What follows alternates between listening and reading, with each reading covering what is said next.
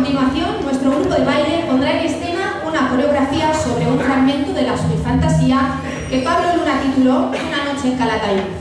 Tras el baile volveremos a la jota cantada. La voz de un cantador que desciende de Mora de Rubielos, Felipe Sorano. Paquita González, mujer de Jota 2013, compañera muy apreciada por Iris, y Javier Iserte, con quien Iris siempre disfruta cantando a dúo.